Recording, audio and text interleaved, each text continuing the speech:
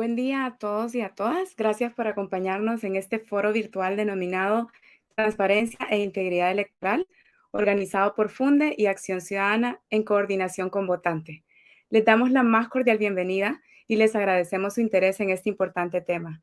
Gracias a quienes hacen posible esta actividad y gracias especiales a los panelistas, expertos nacionales que nos honran este día con su participación. En El Salvador nos encontramos a pocos meses de un nuevo evento electoral, 15 meses para ser exactos, pero sabemos que el tiempo pasa volando. En febrero y marzo del año 2024 tendremos elecciones presidenciales, legislativas, municipales y de Parlamento Centroamericano. Por eso hemos considerado que es importante hablar desde ya de la necesidad de garantizar transparencia e integridad en todo el proceso electoral. La transparencia, la participación ciudadana y el acceso a la información pública, entre otros elementos, se han vuelto componentes esenciales en los procesos de construcción de democracias. No obstante, tanto en El Salvador como en muchos países de la región y del mundo, estos componentes no se están asumiendo como verdaderas obligaciones del Estado hacia la ciudadanía. Y además pareciera ser que la democracia misma es cada vez menos apreciada por la gente y restamos valor a los diferentes actores que participan en los eventos electorales, desde los árbitros, como el Tribunal Supremo Electoral, en el caso de El Salvador, hasta los jugadores, que serían los partidos políticos. Kofi Annan, secretario general de las Naciones Unidas entre el 97 y el 2006 y Premio Nobel de la Paz también, con justa razón indicó en una ocasión que las elecciones sin integridad no pueden brindar legitimidad a los ganadores, ni seguridad a los perdedores, ni confianza a los ciudadanos en sus líderes e instituciones. La dinámica de esta actividad será tipo conversatorio con 3 especialistas invitados con quienes abordaremos temas generales sobre transparencia e integridad electoral y también aspectos específicos a partir de la realidad salvadoreña. Tendremos 2 rondas de preguntas iniciales y luego abriremos a comentarios o preguntas de la audiencia, por lo que desde ya les invitamos a mantenerse activos en el chat que tienen disponible en YouTube para retomar sus comentarios posteriormente. Gracias por acompañarnos. Arrancamos presentando a los integrantes del panel de lujo que tendremos este día. Nos acompaña Ruth López. Ella es abogada y experta en derecho electoral, que actualmente es jefa jurídica de Anticorrupción y Justicia de Cristosal. También está con nosotros Eduardo Escobar, abogado y director ejecutivo de Acción Ciudadana, quien cuenta con experiencia en acceso a la información, Contraloría Social e Incidencia, además de amplio conocimiento en financiamiento de partidos políticos. Y completamos el panel con Carlos Palomo, presidente de Tracoda, Transparencia, Contraloría Social y Datos Abiertos, y miembro de la iniciativa Votante, con experiencia en acceso a la información, Contraloría Ciudadana, a los entes contralores del Estado, así como en el sistema electoral salvadoreño. Muchísimas gracias, Ruth, Eduardo, Carlos, por estar con nosotros. Es un gusto compartir con ustedes. Arrancamos rápidamente la ronda de preguntas para aprovechar lo mejor posible el tiempo que tendremos con ustedes y me gustaría que iniciemos con comentarios o valoraciones generales a partir de la experiencia que cada uno de ustedes tienen y así podemos contextualizar primero sobre el tema de esta actividad y luego ya entramos en materia para el caso salvadoreño. Recuerdo a quienes nos acompañan en la transmisión en vivo que vayan dejando sus comentarios, sus consultas en el chat y así los podemos retomar en unos minutos. Inicio con Ruth López. Con la experiencia que tiene en materia electoral, transparencia, combate a la corrupción, quisiera que nos comente por qué es importante garantizar transparencia e integridad en los procesos electorales o para qué sirve. A ver, bueno, muchísimas gracias por la invitación. Es un placer estar con ustedes. Y sobre esto me voy a limitar a comentar algunas generalidades precisamente de esa integridad y de esa transparencia que se requiere de los procesos electorales. En primer lugar, hay que partir de una premisa y es que solo los procesos electorales íntegros aseguran una realización de los derechos, no solo de los derechos políticos, sino de los derechos humanos consagrados en la Constitución y también en la Declaración Universal de los Derechos Humanos y en el Pacto Internacional de Derechos Civiles y Políticos. Unas elecciones íntegras son aquellas, y así lo ha descrito la doctrina, como las basadas en principios democráticos de sufragio universal, es decir, que todos puedan votar, e igualdad política, es decir, que los contendientes tengan principios y se aseguren mecanismos y principios de equidad en la contienda. Estos deben de ser consagrados, por supuesto, en normas y en tratados internacionales, y de aquí viene un elemento esencial que es el respeto a esas reglas precisamente, y supone, por lo tanto, la existencia de la celebración de elecciones profesionales, de elecciones imparciales, y aquí es bien importante el rol del órgano electoral, independientemente de cómo se llame o de la latitud en la que se encuentre, pero además elecciones transparentes. Y cuando hablamos de elecciones transparentes nos referimos a una transparencia que ocurre o que debe ocurrir durante todo el proceso electoral. No solo a veces pensamos en los procesos electorales como lo que ocurre un día, el día de la elección, pero el proceso electoral, bueno, de hecho, ya nuestro proceso electoral está en marcha, inicia con la preparación de aquellos eventos que vamos a ver por lo general un año y medio después. Entonces, esto, insisto, es parte de eso, de lo que se considera como integridad electoral, que no solo es desde el día de la elección, sino también en todo su proceso de organización y estructuración. Ahora, un proceso electoral no es transparente solo porque los funcionarios encargados de la transparencia y del proceso electoral así lo establezcan, es decir, no es un tema discursivo, como suele ser presentado en algunos casos por algunos funcionarios electorales, sino que tiene que ver con el cumplimiento de reglas y principios y el establecimiento y el respeto de esas reglas y principios. Y además tienen que ser radiales, es decir, tiene que irradiarse hacia todas las actividades que realiza un órgano electoral y que tiene que ver con su rol como juez y con su rol de preparación de los procesos electorales. Es decir, la falta de integridad, que ya les mencionaba, vulnera derechos y, en primer lugar, se vulneran los derechos no solo de aquella participación política de los individuos que quieren ser parte de ese proceso, sino también de los derechos de las personas, de los que van a ser partícipe activamente del proceso electoral con su voto, es decir, no solo de aquellos que van a ser candidatos y candidatas, sino también de aquellos que acuden a tomar una decisión tan importante como es la elección de sus autoridades. Entonces, si los competidores, por ejemplo, no tienen reglas claras de participación o si se irrespeta las reglas de participación de los competidores, ahí vamos a identificar un problema. Uno solo es desde la perspectiva de aquellas personas que deciden participar, donde puede inscribirse o puede dejárseles de inscribir, que ahí hay matices importantes, sino también en que al ciudadano, cuando no existen reglas de la competencia y no se respeta esa integridad en el proceso, pues se le vulnera una de las características más importantes que tiene que tener el sufragio, y es el voto libre. ¿Por qué? Porque esto afecta un principio que es esencial en cualquier proceso electoral, que es el respeto de la voluntad popular. No solo se irrespeta la voluntad cuando no se cuentan bien los votos. A veces pensamos que esto es simplemente sobre contar bien. No, también se irrespeta la voluntad popular cuando hay una incidencia indebida, por ejemplo, con el uso de recursos públicos abusivamente por parte de un gobierno, ¿no? En la implementación de una campaña electoral. Entonces, hay que tener en cuenta que esto termina también afectando un elemento esencial de la competencia electoral, que es el órgano electoral. ¿Por qué? Porque se afecta la confianza en la institucionalidad. Si nosotros vemos, por ejemplo, cómo en otros países ha ocurrido de que el órgano, que el tribunal o como se le llame, consejo, etcétera, no aplica, por ejemplo, la ley, entonces se advierte por parte de la ciudadanía que hay una inequidad en la contienda y que puede no haber un respeto de su voluntad popular.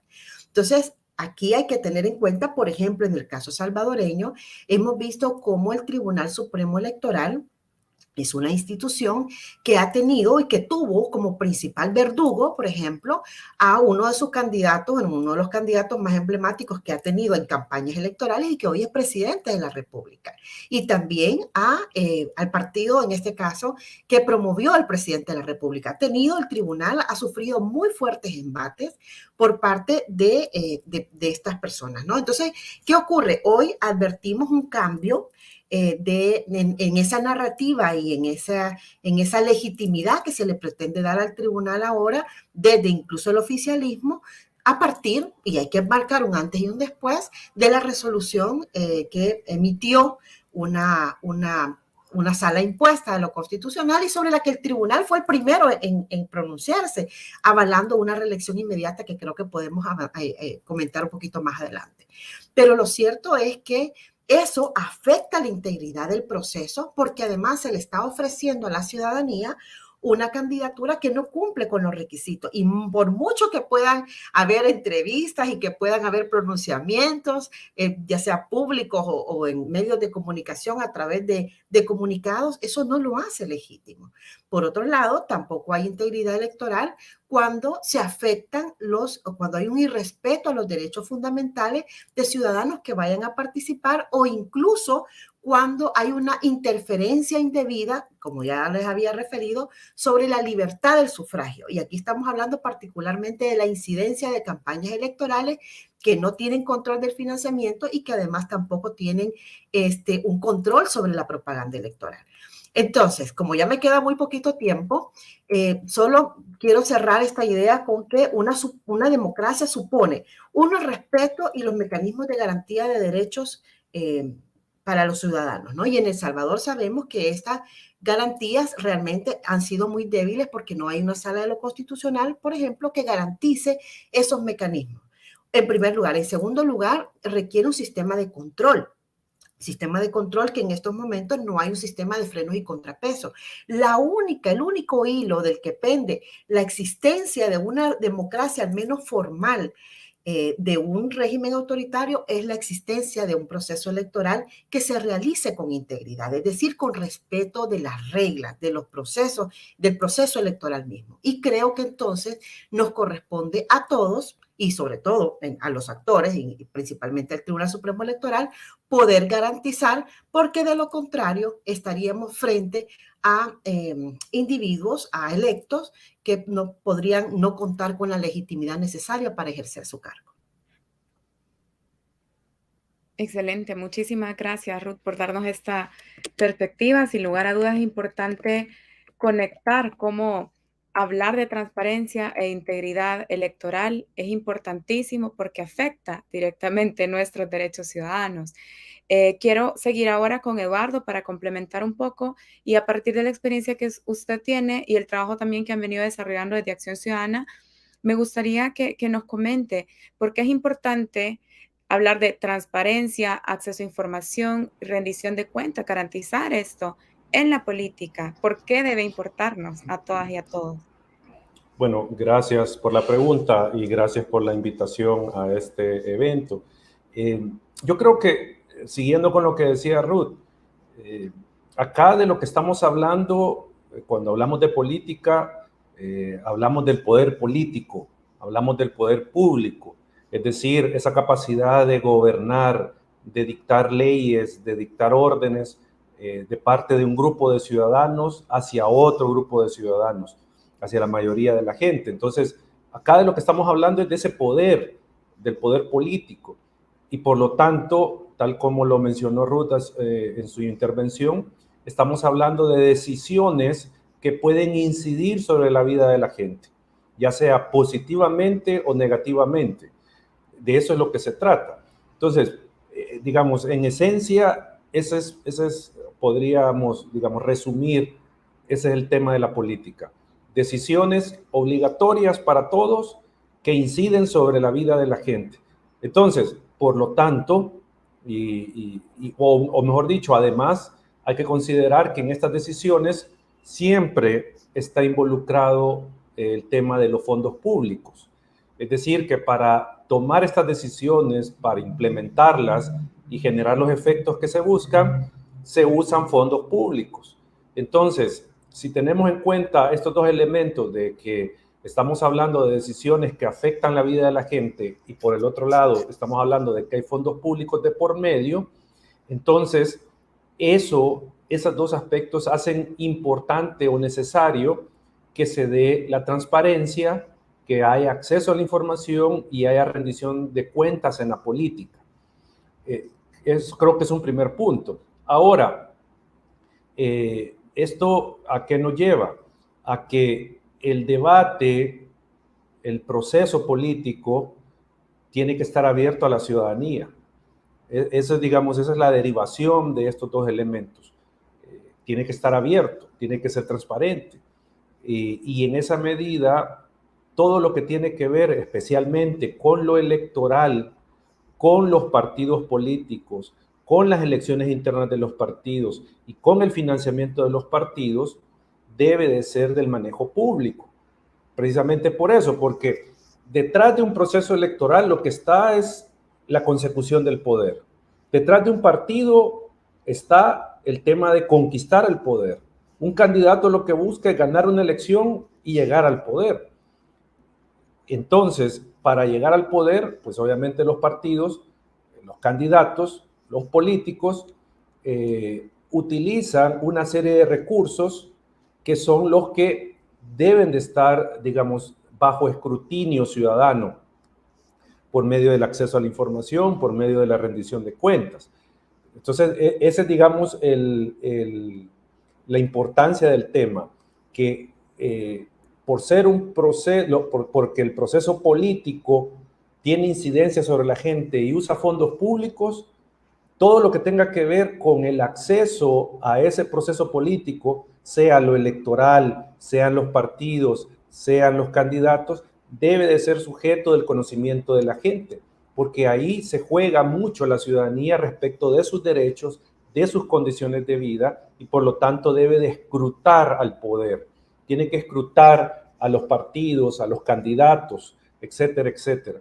Entonces, por eso podemos concluir que todo lo que tiene que ver con partidos políticos, con candidatos, con los mismos políticos, debe de estar abierto al escrutinio ciudadano y que esto se traduce en que se debe de dar información sobre aspectos fundamentales de estos elementos, de estas instituciones.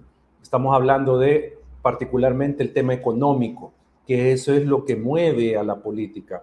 El dinero es el que mueve la política. El dinero hace funcionar una democracia y por lo tanto se debe de rendir cuentas sobre todos estos aspectos que les he mencionado: dinero, elecciones internas, candidaturas y el funcionamiento de partidos. Con eso me quedo.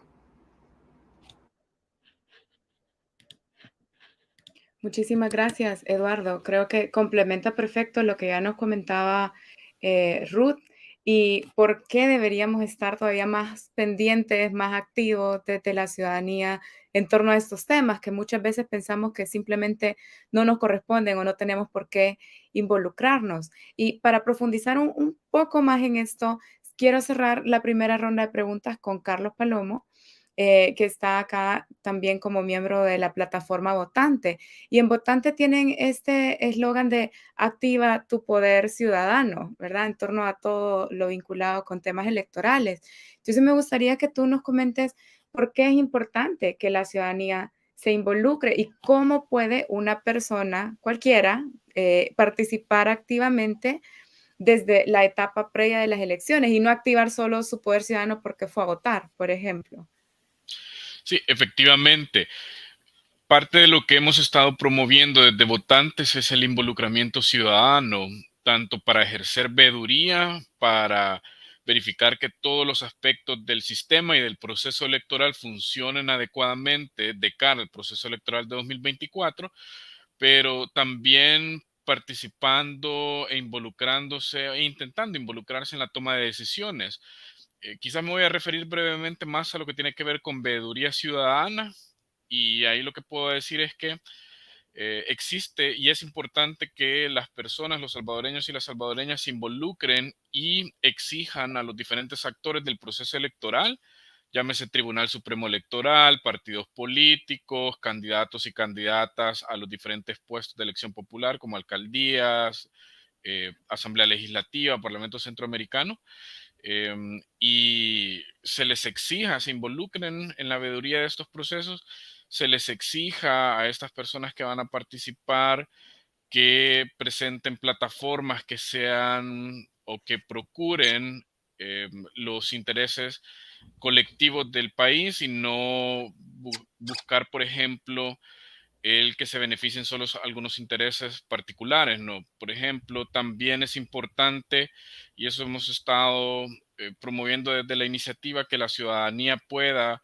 exigir a estos actores que se realicen todos los procesos y todos los actos encaminados a organizar las elecciones de la forma más transparente posible, poniendo a disposición la información y los datos y los documentos para que la ciudadanía pueda ejercer veeduría y contraloría, para que la ciudadanía pueda también hacer las críticas que considere pertinente, y sobre todo creemos que es importante que la ciudadanía se involucre para garantizar un proceso electoral en el que resulten electas autoridades que eh, sean las elegidas por las personas que votan, y que también estas obviamente tengan legitimidad democrática, ¿no? Y en cuanto a por qué es importante, hablando más allá del tema de por qué deberían o por qué hay que involucrarse más, cuáles son las consecuencias de no hacerlo o de desentenderse, básicamente la de permitir que intereses particulares se sobrepongan sobre los intereses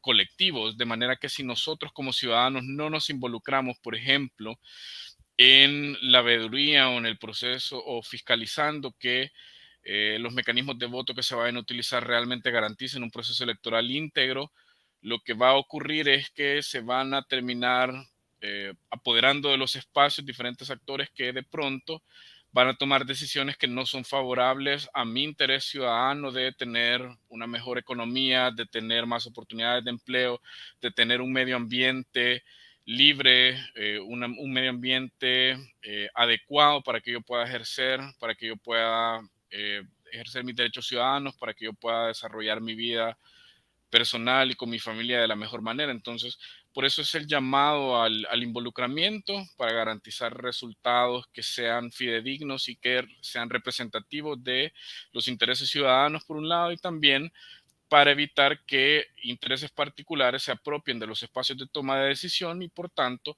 se deje de lado el interés colectivo, se dejen de lado las aspiraciones de la mayoría de ciudadanos, y también que se puedan resultar eligiendo autoridades que no sean las que realmente la población requiere. No me voy a extender mucho más, me quedo con estos pequeños insumos. Creo que Eduardo y Ruth han mencionado algunos otros elementos, y ya en el espacio final quizás vamos a ampliar un poco más sobre algunos temas. Perfecto, muchísimas gracias. Sin duda ya tenemos como un excelente marco de partida para ahora profundizar con la segunda ronda de preguntas. Es importante activarnos, es importante participar, es importante estar pendiente de esto, así como podemos estar pendientes de el quehacer de otras instituciones públicas en general. Y para aquellos que pues todavía no estamos dando seguimiento a ninguno, poco a poco la invitación es pues a irnos activando. En la segunda ronda de preguntas quisiera que ya profundizáramos un poco en la situación de El Salvador. Algunos ya mencionamos algunos elementos que me gustaría que también abordemos nuevamente, o al menos los ampliemos con esta ronda. Aprovecho recordar a quienes nos sintonizan en vivo que pueden dejar sus comentarios o preguntas a los panelistas en el chat que está disponible en YouTube, y en breve las vamos a ir retomando.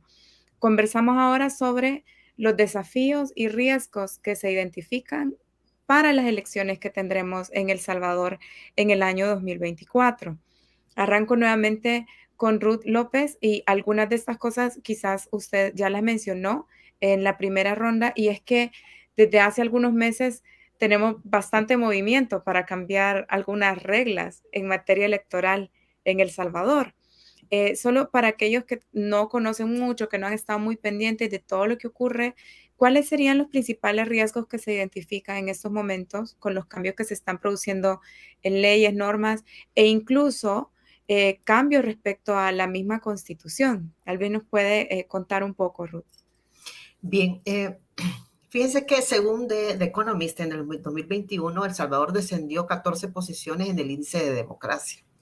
Y solo es la posibilidad de realizar elecciones libres, justas y competitivas, y recalco, libres, justas y competitivas, lo único que le permite en este momento no situarlo en un régimen autoritario, sino en un régimen híbrido, es decir, ya vamos bastante adelantados hacia el autoritarismo. Entonces los riesgos no solo están sobre el proceso mismo, sino sobre las implicaciones y la legitimidad de los resultados de este evento electoral. El Salvador, y vamos a hacer como un listado, ¿no?, de situaciones precisamente para ser lo más concreto posible, enfrenta en estos momentos una candidatura, eventual candidatura que no cumple con requisitos porque la reelección inmediata en el país, aunque muchas personas lo deseen y es legítimo que la gente lo pueda querer, pues no es posible, es inconstitucional, ¿no? Bajo el marco constitucional no es posible. Y sobre esto se alegan algunos elementos de que si una sentencia dijo o no. No es, en primer lugar, una sentencia con efectos para todos, es apenas una resolución en un proceso entre partes, es decir, es realmente un absurdo jurídico. Pero bueno, como el elemento no es jurídico, sino político, y lo que se ha alegado es que la gente o la mayoría de las personas pudieran querer este tipo de situación, pues entonces ahí habría que decir de la misma forma que en el caso salvadoreño también la gente quiere que le quiten impuestos y no por eso ocurre, o la gente no quiere que se siga invirtiendo en Bitcoin y no por eso se suspende. Entonces, aquí tenemos un primer elemento de riesgo porque eso distorsiona la competencia electoral. Cuando usted pone a disposición de la ciudadanía personas que no cumplen con los requisitos, pues ahí hay un elemento de distorsión y que el mismo órgano electoral estaría avalando esa distorsión y evidentemente un eventual fraude. Eso en primer lugar. En segundo lugar, hay una falta de certeza de los electores por ley. Fíjense que uno de los principales problemas que se ha advertido con la ley de voto desde el exterior, de la que yo realmente creo que no es cuestionable el voto, es decir, el derecho a que los ciudadanos residentes en el exterior o que viven en el exterior, porque hoy ya no necesariamente tienen que estar residiendo o viviendo, ya simplemente con que estén, tienen la posibilidad de votar en el exterior. Yo creo que eso no es cuestionable, pero lo que sí es cuestionable es que a la vez se le limiten las facultades al Tribunal Supremo Electoral para establecer quiénes son esas personas. Porque según la regulación que se aprobó, por ejemplo, una persona que hoy esté en El Salvador y mañana llegue a, no sé, a Michigan, pues puede ser que pasado mañana pueda votar. ¿Y cómo el tribunal va a saber cuántas personas así hay, por ejemplo?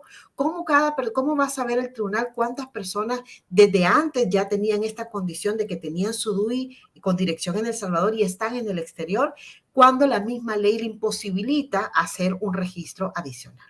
Otro elemento de riesgo es la anulación de la Junta de Vigilancia Electoral. La Junta de Vigilancia es el órgano más plural y creo que en el sistema electoral, en el sistema de instituciones electorales, es de las más importantes después del tribunal, porque es donde confluye la representación de todos los partidos legalmente inscritos, es decir, no solo los que están en la asamblea, sino todos aquellos partidos que están inscritos. Y resulta que uno de los mecanismos que se está utilizando, al parecer, porque es incomprensible que habiendo tanto dinero para otras cosas, no se le dé el financiamiento necesario a la Junta de Vigilancia, es ese, ¿no? Es cerrarle la válvula del financiamiento para que se puedan establecer los mecanismos y las contrataciones necesarias para cumplir uno de los objetivos principales de la Junta de Vigilancia que están regulados en la Constitución de la República, que es la vigilancia sobre la construcción de todo el registro electoral. Y marco este elemento esencialmente porque fíjense que en el caso de la Junta de Vigilancia Electoral tiene un representante en el Registro Nacional de las Personas Naturales, de la cual es la fuente principal, digamos, del registro electoral. Pero hoy hay otra fuente, que también es la Dirección General de Migración y Extranjería, según estableció la nueva ley, o tenemos también a Cancillería, ¿no? Entonces aquí yo creo que hay que ver cómo se le está limitando también esas facultades a la Junta de Vigilancia Electoral y esto pudiera ser un riesgo para el proceso. Otro riesgo que ya creo que es importante también mencionarlo, es el propio encarecimiento de los procesos electorales. Y digo riesgo porque puede ser que a partir de lo presupuestado por el tribunal, el Ministerio de Hacienda, como ha ocurrido en otras elecciones, empiece a recortar o que la misma asamblea recorte.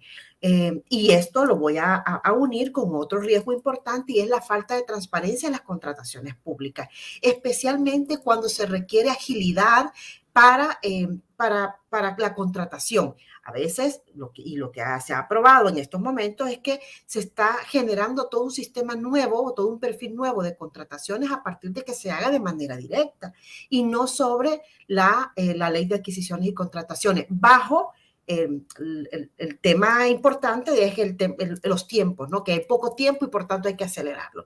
Eso no significa hacer un proceso rápido, no significa que se van a vulnerar, por ejemplo, los principios de transparencia, de competencia, de equidad, etcétera, de las contrataciones públicas.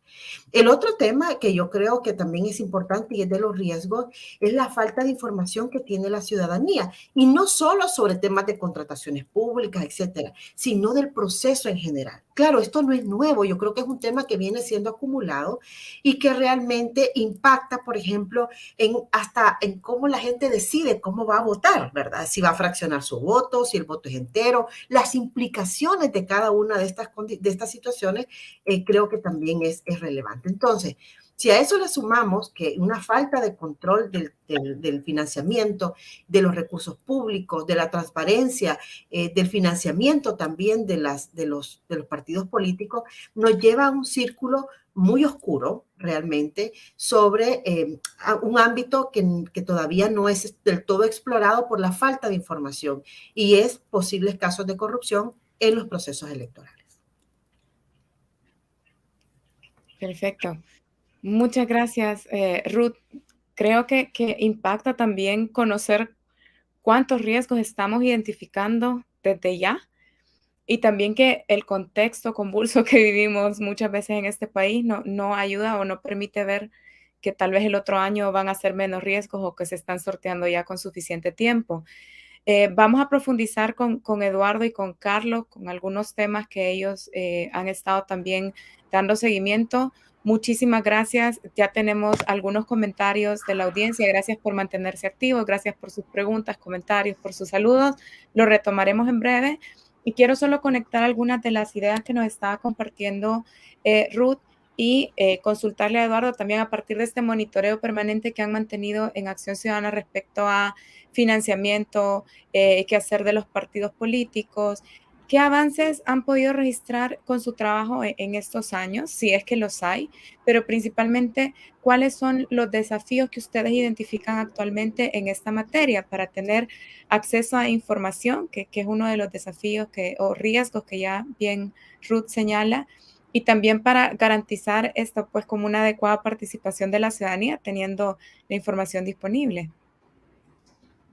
Bueno, gracias por la pregunta. Yo creo que en este tema hay de todo. Hay avances, hay desafíos, hay retrocesos, hay estancamientos en la materia de específicamente financiamiento de partidos políticos. Yo creo que es importante decir que nosotros hemos logrado acumular una importante experiencia e información sobre el tema del financiamiento de los partidos. Nosotros desde 2016 venimos haciendo este monitoreo, hemos venido analizando cómo está la transparencia de los partidos, cómo están las finanzas de los partidos, hemos medido, digamos, también este avance, este retroceso o este estancamiento en materia de transparencia. Y en esa medida nosotros hemos podido acceder a información, analizar información que tiene que ver con la situación financiera de los partidos. Se ha podido acceder a los estados financieros, el balance, el estado de resultado, y a un aspecto importante que es el listado de los donantes. Entonces, digamos, ese es el trabajo que se ha hecho sobre esos aspectos. Ahora, creo que en el tema de los avances, hay que decir que en un principio, allá por 2016, los partidos políticos en general no tenían información sobre su financiamiento. En su sitio web no existía esta información. Y si en caso había alguna información, pues no podíamos decir que era información aceptable sobre el financiamiento de los partidos. En esa medida, con todo el proceso que Acción Ciudadana también tuvo que ver en propulsar, lo que se logró en este periodo, desde 2016, es construir un poco de la cultura de transparencia. Eso creo que es un logro importante que hay que destacar. En los partidos se les hizo ver que era necesario que cumplieran con la ley de partidos en temas de transparencia que adoptaran prácticas de transparencia en lo interno, y esto, digamos, lo que hizo es que incipientemente, pero era un avance, ya los partidos tenían dentro de su acervo el tema de la transparencia, particularmente la transparencia financiera. Ya habían comenzado a entender la importancia de la transparencia, de cumplir con la ley en la materia. Algunos partidos, por ejemplo, al haber entendido esto, comenzaron a entregar información sin ninguna limitante. También habían actualizado su sitio web, tenían información financiera que antes no estaba a disposición de la ciudadanía. Entonces, digamos, eso si queremos verlo, era un avance que, digo, en general se observó en los partidos, obviamente unos más, otros menos, u otros nada. Lastimosamente, por ejemplo, el partido FMLN siempre estuvo rezagado en tema de transparencia. Teníamos otros partidos como por ejemplo Gana, que cumplía a medias con el tema de transparencia, pero iba cumpliendo.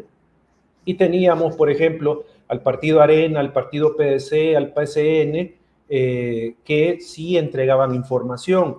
Se sumaba luego Democracia Salvadoreña, el partido Vamos y el partido Nuestro Tiempo, como partidos que entregaban la mayoría de la información. Cuando ingresa Nuevas Ideas, pues tenemos que entra a sumarse a los partidos que no entregan información. Entonces, estaba ese escenario de partidos creando cierta cultura de transparencia, entregando información. Pero siempre en el índice de transparencia que nosotros llevamos, los partidos mostraban comportamientos dispares. Teníamos casi a la mitad de los partidos que no entregaban información, la otra mitad sí entregaba. Entonces, pero como digo, había un avance mínimo, pero siempre estaba esa resistencia de los partidos.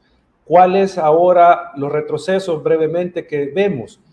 Los partidos tenemos a los mayoritarios con comportamientos diferentes. Algunos entregan información, otros no entregan. Pero lo que sí vemos es que hay cierta renuencia que cada vez va creciendo más a entregar información en los partidos políticos, en general. Y entonces ahí podemos decir que hay cierto retroceso en la entrega de la información. Particularmente, acá el tema que creo que hay que destacar es que hay algunas señales que nos muestran que los partidos están cada vez más propensos a no entregar información.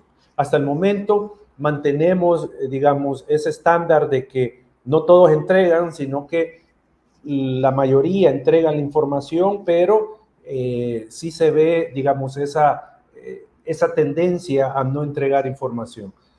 Para concluir, creo que hay algunos desafíos que se deben de enfrentar en este tema del financiamiento de campañas, financiamiento de partidos.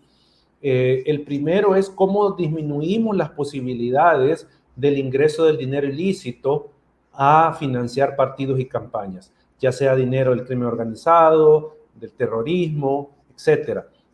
Todavía en el país tenemos serias vulnerabilidades para este tema del ingreso de dinero de fuente ilícita. También no hay medidas de contención para evitar el ingreso de fondos de gobiernos extranjeros que quieran incidir sobre la campaña electoral de un partido. Tampoco hay medidas de prevención para que no se usen fondos públicos en el financiamiento de una campaña electoral. Eso, digamos, como un primer gran desafío. El segundo es cómo evitamos que el financiamiento de campañas signifique generar tráfico de influencias y por lo tanto corrupción. Porque recordemos, y lo digo así en corto, que quien financia una campaña tiene mucho poder posteriormente en las decisiones políticas que toma el partido. Entonces, ¿cómo evitamos o cómo disminuimos este riesgo de que el financiamiento se convierta en fuente de corrupción? Y un último punto es el tema de la equidad en la contienda.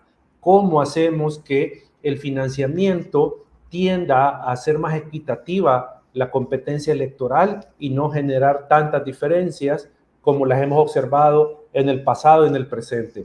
Hace un par de años, Partido Arena y el FMLN, por ejemplo, concentraban el 80% del financiamiento. Y ahora tenemos al Partido Nuevas Ideas, que concentra más del 70% del financiamiento. Entonces, ¿cómo hacer que el financiamiento de campañas, la transparencia, contribuya a que haya equidad en la contienda? Me quedo acá. Muchas gracias, Eduardo. Definitivamente es importante reconocer que se habían logrado algunos avances y que de pronto es fácil retrocederlos, y ver qué más se puede hacer, por supuesto, para no retroceder tanto y al contrario, seguir procurando estos cambios positivos, sobre todo de cara a la ciudadanía.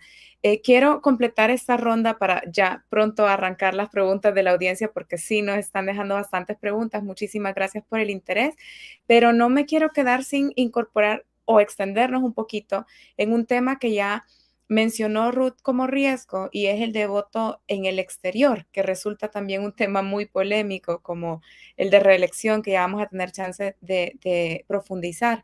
Carlos, ya que le han dado también bastante seguimiento a este tema de voto en el exterior, me gustaría consultarte qué riesgos se identifican con la aprobación de la ley especial para el ejercicio del sufragio en el exterior, y qué debería o qué podría hacerse para mitigar estos riesgos y garantizar también transparencia e integridad para el voto de los salvadoreños que se encuentran en el exterior.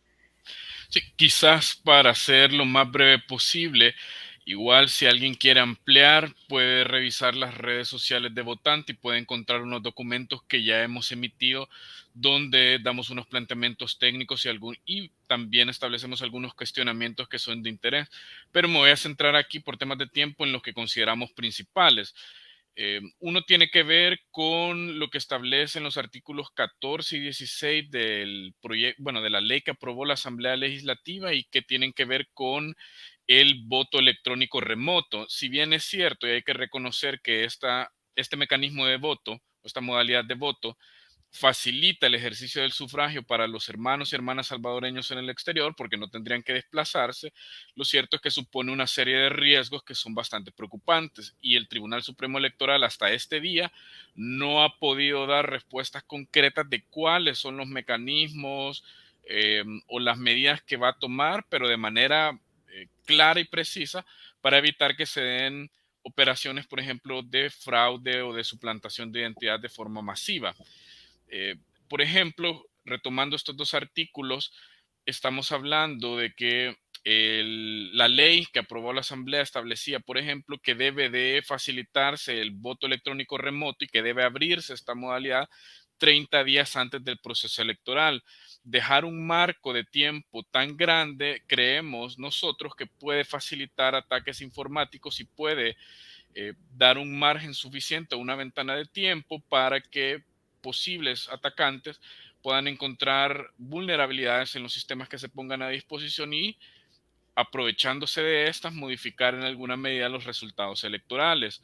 Entonces, creemos que es importante que se analice si realmente vale la pena tenerlo abierto 30 días antes, si la idea precisamente de que sea electrónico es facilitar que el propio día desde su casa, sin necesidad de movilizarse, lo puedan ejercer. ¿Por qué dejar otros 29 días adicionales si solo se requiere uno? Eso nos preocupa mucho. También el hecho de que no tenemos tiempo suficiente para desarrollar un sistema que garantice todo lo que la Constitución ordena, que es voto secreto, es decir, que no pueda deducirse por quién José Martínez está votando, por poner un ejemplo. También un voto en el que no pueda rastrearse por quién se está votando, garantizar la secretividad y demás. Creo que también aquí vale la pena mencionar algo, y es que si bien es cierto que en el lapso que todavía nos queda, que es aproximadamente un año, el tribunal y la empresa que este tribunal contrate podría desarrollar un sistema de voto electrónico porque es un margen de tiempo razonable, lo cierto es que este sistema podría no tener las características necesarias para garantizar un proceso electoral íntegro. Y hay que decirlo, normalmente el desarrollo de tecnología de forma acelerada, con muy poco tiempo, incrementa sustancialmente las posibilidades de errores. De manera que si tenemos o ya estamos corriendo contra el tiempo, es muy probable que esta falta de tiempo provoque que la empresa pueda dejar abiertas algunas ventanas para ataques, obviamente de manera involuntaria, y también provocar algunos errores o dejar o no atender algunos elementos que puedan provocar errores y que esto derive en que no tengamos un proceso electoral en el que se respete la voluntad del elector, ¿no?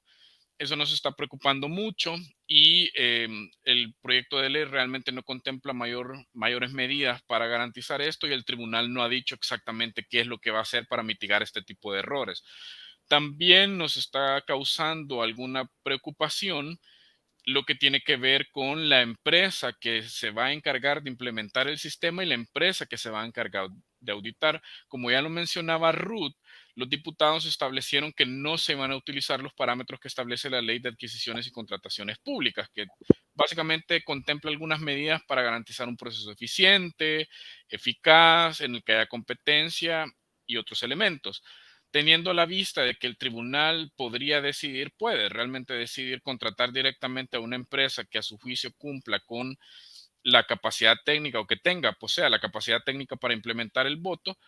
Nos preocupa que el tribunal, visto los antecedentes de elecciones pasadas, contrate a una o varias empresas que no tengan realmente capacidad adecuada para implementar un sistema de voto electrónico que garantice la secretividad, que garantice el ejercicio del sufragio de la forma más fácil y simple posible, que garantice al final un sistema que nos dé una elección íntegra en la que se respete la voluntad del elector.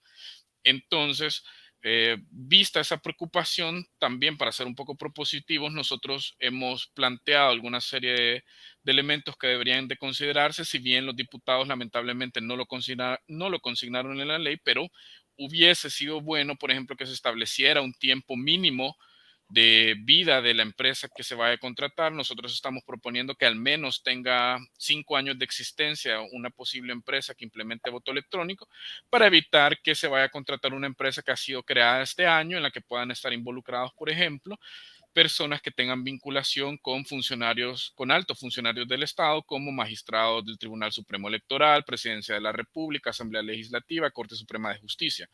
También le estábamos proponiendo, ante esta carencia de reglas y de lineamientos claros, al Tribunal Supremo que obligue a las empresas que quieran participar a que rindan una declaración jurada en la que consignen que sus administradores, accionistas, mandos medios y personal involucrado no está involucrado ni comercialmente, ni son parientes de altas autoridades del Estado y altas autoridades de partidos políticos, para evitar, por ejemplo, que quien termine organizando la implementación o la auditoría del voto electrónico sean funcionarios actuales o exfuncionarios que tengan vínculos cercanos con magistrados, diputados, etcétera, ¿no?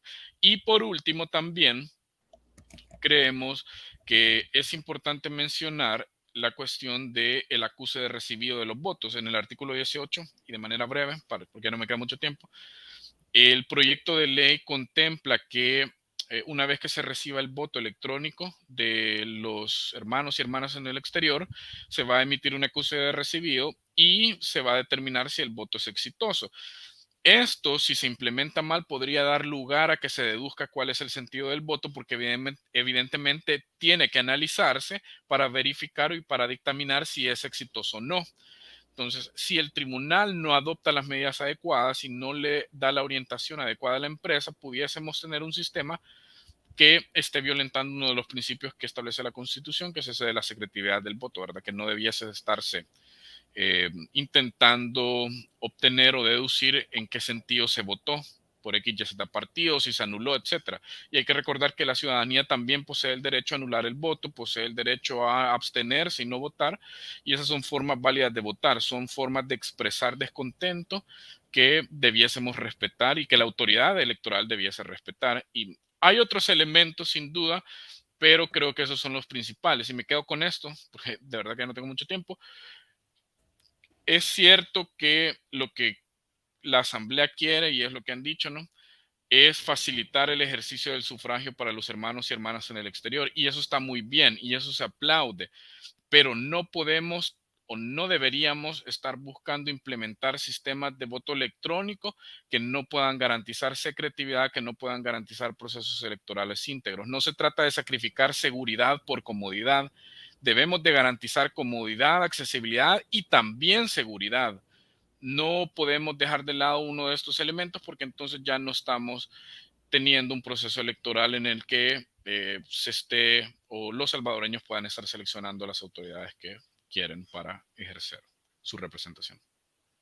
Muchas gracias, Carlos. Interesante todo lo que debe tenerse en consideración al hablar de voto en el exterior y que muchas veces no tenemos ni idea de lo que involucra y cómo no podemos sacrificar o no deberíamos sacrificar una cosa por otra.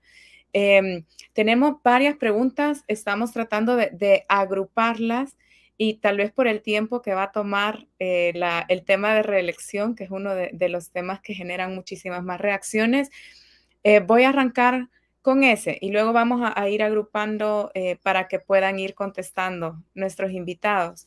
Y voy a lanzar la pregunta quizás a uno de ustedes, pero si los demás desean complementar, son bienvenidos para hacerlo. Respecto al tema de reelección, hay dos comentarios, bueno, ya tres que nos han dejado. Con esta declaración que dio la magistrada presidenta del Tribunal Supremo Electoral, diciendo que las resoluciones de la sala son de estricto cumplimiento y que de no hacerlo se tienen consecuencias jurídicas, y en este caso consecuencias penales. Vinculando con otras preguntas, nos dicen que si históricamente las sentencias de la sala siempre se han cumplido, siempre se ha dicho que son de obligatorio cumplimiento, ¿por qué en el caso de la reelección se debe hacer una excepción? Entonces, dejo primero a Ruth, que ya abordó el tema, para que nos pueda ampliar y aclarar a partir de estas consultas y comentarios que nos han dejado, y ya luego Eduardo o Carlos nos indican si desean también complementar. Ok, muchas gracias. Bueno, en primer lugar, hay varios elementos aquí. En primer lugar, fíjense que hay un delito que se llama delito de desobediencia. Yo creo que quizás la magistrada, pensando en este delito, es que estaba cuando se refirió a esto. Ahora, voy a ordenar las ideas a partir de varios elementos. En primer lugar, una institución para emitir un pronunciamiento tiene que tener, bueno, la puede emitir cualquiera, pero no sería una institución formalmente constituida, pero tiene que tener una legitimidad de origen, una legitimidad de objetivo y una legitimidad de ejercicio. Son las tres legitimidades que deben existir. Uno de los grandes cuestionamientos es precisamente la composición de la Sala de lo Constitucional, porque son de personas que no cumplen con los requisitos para el cargo. Sobre esto hemos insistido bastante, porque así como no se puede poner a un menor de edad a decidir, o no se puede poner, por ejemplo, a un ingeniero como parte de la Sala de lo Constitucional, tampoco se puede poner a alguien que no cumpla con el requisito de provenir de las listas que fueron emitidas, en este caso que fueron puestas a disposición por el Consejo Nacional de la Judicatura. Y al menos hay 3 personas que no cumplen con ese requisito. A una cuarta, que es la magistrada Alcidueña, se le refiló el periodo, proceso que no existe ni en la Constitución ni en la ley. Y en el caso del magistrado presidente, pues impuesto, también hay un movimiento que hay precedentes constitucionales que declararon inconstitucionales ese tipo de situaciones. Pero además, cuando se habla del cumplimiento de las resoluciones, hay que hacer la diferencia entre el cumplimiento de sentencias y el cumplimiento de las resoluciones. En teoría, todas tendrían que cumplirse. Pero vamos a empezar con una diferencia técnica que yo sé que quizás puede ser un poco compleja, pero voy a tratar de hacerla lo más simple posible. Una cosa es una sentencia que puede tener un efecto entre partes o un efecto para todos, como el caso de una inconstitucionalidad, y otra cosa es una resolución en un proceso donde lo que hay es un sobreseimiento, es decir, aquí esta resolución no tiene un efecto para todos. Y yo creo que es importante establecer esto y relacionarlo con el punto anterior, porque realmente aquí lo que ha habido es la urgencia, lo que había era la urgencia de plantear la posibilidad de la reelección inmediata, que a todas luces, según nuestra Constitución y nuestra historia constitucional desde 1841, no es posible. Es decir, una cosa es que alguien, un grupo de personas lo quiera, y que, pues sí, algunos magistrados así lo consideran también, y otra cosa es que esto sea legal y constitucional. Son dos cosas totalmente diferentes, ¿no? Entonces, creo que aquí hay que relacionar la naturaleza misma de la resolución, pero además el cumplimiento de las sentencias. Yo he sido una de las que siempre he dicho que las sentencias tienen que cumplirse, por supuesto, requiere de estos otros presupuestos que son necesarios porque, por ejemplo, si hoy nos reuniéramos todos y dijéramos, vamos a sacar una sentencia y esta es nuestra sentencia, ese documento no tiene ningún valor porque nosotros no somos magistrados, porque no cumplimos quizás con los requisitos, porque no seguimos el proceso para ser electos. Ese es un primer elemento. El otro elemento que creo que es sumamente relevante es que, fíjense que este delito que dice desobediencia está regulado en el artículo 322 del Código Penal. Dice que el funcionario o empleado público, agente de autoridad o autoridad pública que se negare abiertamente a dar el debido cumplimiento a sentencias, decisiones u órdenes de un superior dictadas en el ámbito de su competencia y revestida de las formalidades legales. Esto es un elemento esencial, porque fíjense que hay un mandamiento, el 1/2021, que declaró inconstitucional la elección de las personas que hoy están emitiendo esa resolución. Entonces, ¿qué significa eso? Que en teoría ninguna autoridad pública debiera estar o sentirse obligada, si no es porque así lo quieren, otra cosa es que lo quieran, ¿verdad? Y que quieran seguir digamos, este pronunciamiento de estas 5 personas que no cumplen con los requisitos para estar en el cargo, y son dos cosas totalmente diferentes, porque lo que sí habría que cumplir es el mandato, el 1/2021, que no ha sido cumplido, y en este caso es bien peligroso porque el Tribunal Supremo Electoral tendría que ser el primero en acatar esa resolución que fue emitida por los magistrados que fueron indebidamente depuestos, especialmente porque el tribunal fue la primera institución que se pronunció reconociendo esta nueva composición de la sala. Entonces, pareciera que lo que hay ahí realmente es un interés político y no realmente el respeto a la Constitución y a la ley. Excelente, muchas gracias, Ruth. Mientras iba desarrollando la respuesta, están nuevamente insistiendo de la necesidad de cumplir las resoluciones de la sala. Entonces, si la respuesta no ha sido lo suficientemente clara, aún no sé si Eduardo o Carlos quieren agregar algo respecto al tema de reelección y ya luego pasamos a otros temas o grupos de preguntas que tenemos también para ustedes. Eduardo o Carlos. No, yo creo que Ruth ha abordado los puntos medulares de esta discusión. Al amigo que hace esta pregunta o a la amiga hay que decirle, no es una resolución judicial lo que está invocando el Tribunal Supremo Electoral para avalar la reelección. Eso no es una resolución, es cualquier documento menos una resolución, porque como bien lo explica Ruth, no tiene legitimidad de origen los magistrados o los abogados, perdón, que están queriendo ejercer como magistrados de la Sala de lo Constitucional. Entonces, no hay, digamos, qué discutir ahí. Se puede señalar de que es una obligación obligatoria, no, porque no es resolución. Así de sencillo. Muchas gracias, Eduardo, por la ampliación. Bueno, Carlos, no sé si querés intervenir respecto al tema de reelección. No, yo solo mencionar que Ruth y Eduardo creo que lo han comentado bastante bien, lo han explicado bien. Y igual, si persisten las dudas, hay algunos artículos en la Constitución que igual vale la pena leer, ¿no? Donde creo que se dice con bastante claridad cuál es la restricción que hay en cuanto a reelección inmediata. Al menos según el texto que actualmente tenemos, no es posible. Obviamente pueden surgir diversas interpretaciones, pero tenemos una Constitución que a mí me parece que es bastante clara. Perfecto. Muchas gracias a los tres.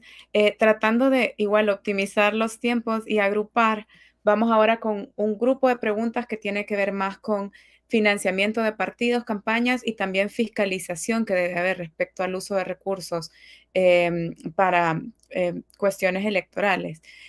Entonces, agrupamos las preguntas que nos ha enviado la audiencia y primero lanzo así 3 preguntas al hilo. ¿Qué podemos hacer contra el abuso de los recursos de la administración por parte de un candidato o partidos?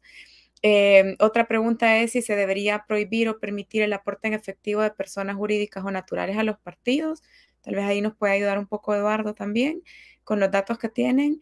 Y sobre el financiamiento de los partidos políticos, a la audiencia le gustaría saber qué fiscalización ejerce actualmente el Tribunal Supremo Electoral y también la Corte de Cuentas de la República.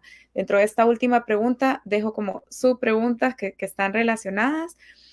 Nos preguntan, por ejemplo, cómo se puede prevenir la publicidad pública que puede considerarse como campaña de promoción de figuras públicas. No sé si me doy a entender. Y la otra es, ¿qué mecanismos hay para fiscalizar los partidos que piden cuota partidaria a los empleados que contratan? Que tiene que ver con este rol de fiscalización que debe ejercer generalmente la Corte de Cuentas, pero también el tribunal. Entonces, dejo quizás primero a Eduardo para que nos responda y luego, si Ruth o Carlos desean complementar respecto a alguno, lo pueden hacer. Jessica, perdón, ¿cuál era la segunda pregunta? La segunda es si se debería prohibir o permitir el aporte en efectivo de personas jurídicas o naturales a los partidos o cómo funciona esto. Y bueno, la primera, ¿qué se puede hacer contra el abuso de recursos? Y la última sobre financiamiento, ¿qué rol tienen el tribunal y la corte? Bueno, en primer lugar, hay aquí un tema con la pregunta de cómo hacer para evitar el abuso de recursos públicos por parte de candidatos que se puedan, si no mal recuerdo, aprovechar de eso para su campaña electoral. Aquí creo yo que más allá de que pueda darse o ser necesario algún ajuste en el código electoral, pero a mi parecer el Tribunal Supremo Electoral tiene las herramientas necesarias para proceder contra algún partido o candidato que está usando recursos públicos, que está abusando de ellos para su campaña. Y esto lo puede hacer por varias vías.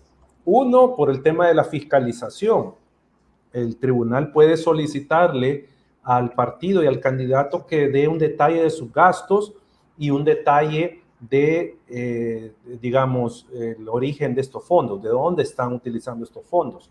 Y en esa medida el tribunal, de forma paralela, puede hacer su propia, digamos, captura de información para contrastar con los datos que le ha dado el partido.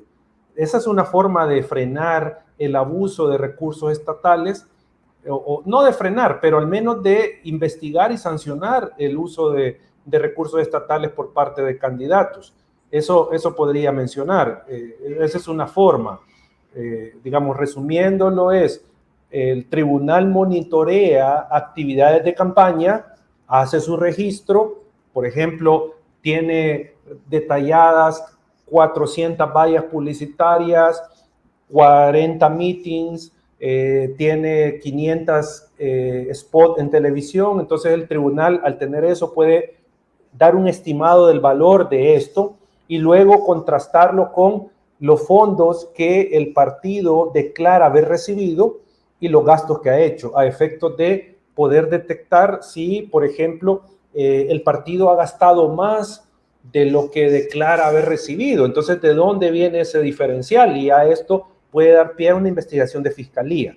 Eso es un tema. Lo otro, la segunda pregunta, que era prohibir el aporte en efectivo o cómo funciona esto. Bueno, acá, digamos, la recomendación en general que los diferentes especialistas en la materia dan es que tiene que pasarse toda transacción de partidos por un banco, o sea, tiene que ser bancarizado todo, tiene que llevar contabilidad formal, etcétera, etcétera, para, en este caso, tener registrada y poder hacer rastreable la transacción para tener claro de dónde viene el dinero, en qué se usó.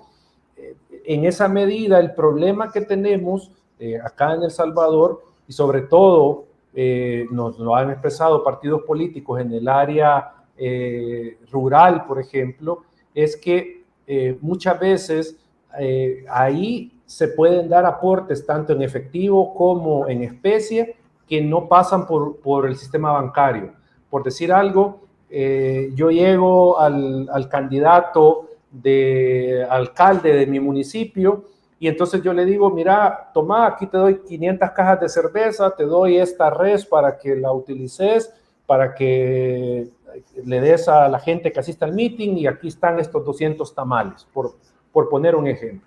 Entonces, eso no se registra en general en la contabilidad de los partidos ni de los candidatos, y el punto es que al final, como eso no se bancariza, entonces da margen para que se ingrese dinero que puede ser lícito, pero que no se registra en la contabilidad de los partidos, o puede ser dinero ilícito. Entonces, ahí digamos, el tema es cómo se generan los mecanismos para que todo ingreso de los partidos se registre, ya sea por cheque, ya sea por efectivo, etcétera. Obviamente habría que pensar si todo aporte a partido tiene que ser bancarizado y no recibir efectivo, eso hay que analizarlo, porque ahí hay una fuente de financiamiento o una vía de financiamiento que puede ser aprovechada por el crimen organizado. Para terminar brevemente, el tema también del Bitcoin. O sea, no solo es el tema, el riesgo de financiamiento en efectivo, sino que el tema de Bitcoin, porque un candidato, un partido puede tener una cuenta, una billetera digital, y ahí está recibiendo fondos y no los va a declarar y nadie se va a dar cuenta que ahí los tiene, porque yo puedo ocultar identidad y todo esto.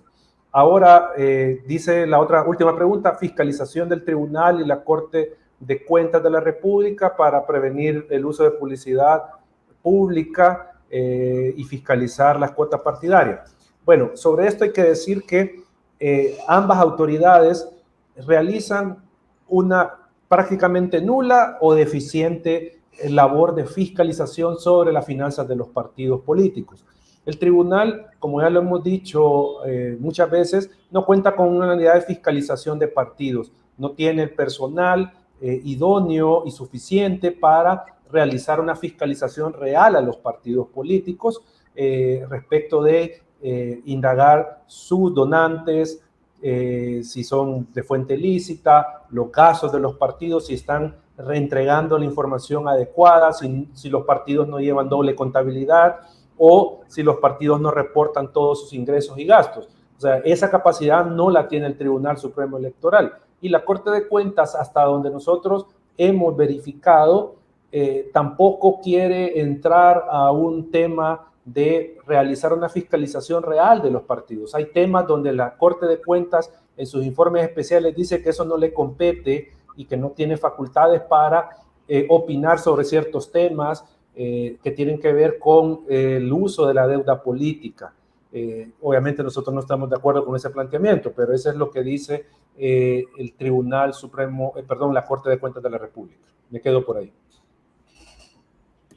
Yo quisiera retomar, bueno, hay una pregunta que dice, ¿qué podemos hacer contra el abuso de los recursos de la administración por parte de un candidato 6 meses o un año antes de las elecciones o más? Porque ya lo estamos viendo. Es decir, por ejemplo, cuando se entregan paquetes de ayuda a las familias afectadas por situaciones climáticas, les ponen la foto o el nombre del diputado, ¿verdad? O de la persona. Yo creo que definitivamente ahí hay una promoción de la imagen. Miren, el Tribunal Supremo Electoral tiene suficientes herramientas, ya sea por los antecedentes jurisprudenciales y también por las mismas sentencias de la Sala de lo Constitucional en la 8/2014, por ejemplo, la pueden revisar para poder sancionar este tipo de cosas, porque esto produce una distorsión en la propaganda electoral y produce una distorsión en la competencia electoral especialmente. Entonces, creo que es un tema que habría que denunciar, es decir, hay que instar al Tribunal Supremo Electoral. El Tribunal Supremo Electoral está en la obligación,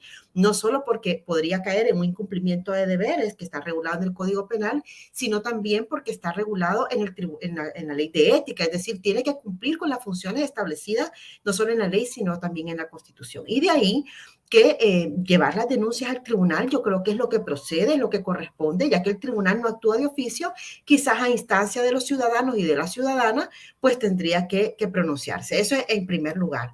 La otra pregunta a la que me quiero hacer referencia dice, Bueno, ya contestó la de si se debería prohibir o permitir el aporte en efectivo. Solo quiero apuntar algo. Nosotros tenemos una regulación sobre los partidos, pero no sobre las candidaturas. Y esto es un tema que también da una distorsión durante las campañas electorales, porque además los candidatos pueden terminar siendo presas muy fáciles de grupos y de intereses de poder. Yo creo que aquí el tema es, bueno, transparentar lo más posible. Lamentablemente, por ejemplo, ahorita hemos solicitado información de los gastos de la recaudación de las finanzas a partir de los aportes privados de los distintos partidos políticos y Gana, por ejemplo, ni Nuevas Ideas ni el FMLN han proveído esa información. Y eso limita la capacidad también de fiscalización desde la ciudadanía. Yo creo que eso es importante también señalarlo. Y por último, me voy a hacer referencia a una pregunta que dice, ¿tiene condiciones el Tribunal Supremo Electoral para garantizar la transparencia para las elecciones del 2024? Bueno, condiciones legales tiene, yo creo que tiene condiciones técnicas también, otra cosa es que tenga voluntad política o no. Creo que eso es de los retos que tiene el tribunal como órgano colegiado. Recordemos que cuando hablamos del Tribunal Supremo Electoral, es un órgano colegiado y es toda una estructura que también está debajo. Y habría que ver justamente cuáles van a ser y darle seguimiento a las decisiones del Tribunal Supremo Electoral, especialmente porque la transparencia no es un tema discursivo. La transparencia es un tema que atraviesa el actuar de las instituciones y así debe expresarse. Excelente. Muchas gracias, Ruth. Para ir cerrando, y dado que ya Ruth retomó la pregunta de si tiene condiciones o no el Tribunal Supremo Electoral, vamos a dejar un grupo final de preguntas de cómo estamos o qué condiciones hay para las elecciones de 2024. Una es si alguno de ustedes desea profundizar respecto a las condiciones que vemos en el Tribunal Supremo Electoral para garantizar transparencia e integridad en el próximo 2024. Y también cuáles podrían ser algunos compromisos para asegurar adecuadamente el voto en el exterior, que es un tema que abordaba Carlos hace un momento. Y también, sumando otra pregunta, cumplir con estándares internacionales que existen en materia electoral, pero para velar porque se cumplan y garanticen los derechos de la ciudadanía. Si desean retomar también la parte de financiamiento y fiscalización, en el caso de Carlos, o responder alguna de estas preguntas, dejo ahora libre para que puedan ir compartiéndonos sus valoraciones. Yo solo quería aprovechar brevemente, concuerdo con lo que decía Eduardo y tiene que ver también con la pregunta de las condiciones para garantizar integridad. Obviamente una de estas es la necesidad de que el Tribunal Supremo Electoral se involucre de manera proactiva en la fiscalización del financiamiento. Para mí esa es una de las partes más esenciales. Y ahí lo que quiero complementar es que no solo tenemos las dificultades que ya mencionaba Eduardo con el efectivo y con el Bitcoin, sino que hoy se va a sumar una nueva. Precisamente el día de ayer la Asamblea Legislativa publicó un proyecto de ley que ha sido enviado desde el Ejecutivo, que es esta ley para la emisión de activos digitales, me parece que es el nombre, que básicamente va a legalizar el uso de stablecoins, básicamente monedas como Tether, Binance USD, etcétera. Entonces, esto podría suponer un elemento adicional de financiamiento que también tiene sus dificultades para auditar y también supone algunos mecanismos, dependiendo de qué moneda se pueda utilizar, para realizar transacciones anónimas. Entonces, creo que este elemento también debe ser abordado lo más pronto posible por el tribunal para ver y eventualmente también debería discutirlo la Asamblea Legislativa cómo se va a hacer para evitar que se pueda introducir financiamiento utilizando este nuevo mecanismo de las stablecoins y evitar también que pueda haber, por ejemplo, interferencia extranjera, que un gobierno extranjero pueda utilizar estas monedas para financiar y que efectivamente se pueda trazar cómo se utilizan estos fondos que se reciben, ¿no? Y de dónde provienen. Entonces, creo que eso incrementa todavía más la complejidad y al menos yo soy de la idea de que para el proceso electoral de 2024 debería de prohibirse mediante ley que los partidos y los candidatos reciban financiamiento, ya sea utilizando Bitcoin o cualquiera de los activos digitales que contempla la nueva ley que eventualmente va a aprobar la Asamblea, especialmente stablecoins, para darle tiempo a la institucionalidad salvadoreña de adaptarse, de crear las unidades de control y de contratar a personal que pueda realizar fiscalización sobre este tipo de tecnologías, ¿no? Que actualmente no hay en El Salvador. Entonces es muy difícil pensar que, por ejemplo, el tribunal realmente va a poder dar seguimiento a cómo se está utilizando el Bitcoin, o cómo se están utilizando ciertas criptomonedas para el financiamiento de la campaña electoral y demás. Entonces, me quedaría con eso. Creo que sí es importante que hablemos de una prohibición de cara a 2024. Al menos ya de cara a 2029, pues podemos discutir si habrá condiciones o no. Perfecto. Muchísimas Yo, gracias, yo, Carlos. Adelante, yo Eduardo. solo quiero plantear 4 puntos breves respecto de la elección. Uno, vamos a una elección con una autoridad electoral bajo amenaza de destitución si no cumplen con lo que quiere el gobierno. Creo que eso es importante decirlo. Ya el magistrado Olivo decía que tiene temor de que pueda ser destituido y juzgado. Entonces, digo esto porque hay que también entender que de alguna manera los funcionarios tienen este temor. Y entonces lo más fácil es cumplir con los designios del gobierno, que obviamente éticamente eso no se tendría que hacer. Yo renuncio a mi cargo si sé de que estoy cometiendo alguna ilegalidad, pero igual, planteo este primer punto, que así vamos a la elección, con una autoridad electoral bajo amenaza, y que obviamente algunos podrán decir que puede ser comparsa de el gobierno, pero yo me quiero quedar con el tema de una autoridad electoral amenazada, que obviamente compromete la calidad del proceso electoral y el desempeño de la autoridad electoral. Vamos, el segundo punto breve, vamos a una elección presidencial ilegítima. Ya no se está cumpliendo con el estándar mínimo, no se está cumpliendo con la ley, con la Constitución, respecto de la elección presidencial. Entonces es una elección presidencial ilegítima a la que vamos. Respecto, en tercer punto, elección legislativa, vamos ya a una elección legislativa desigual.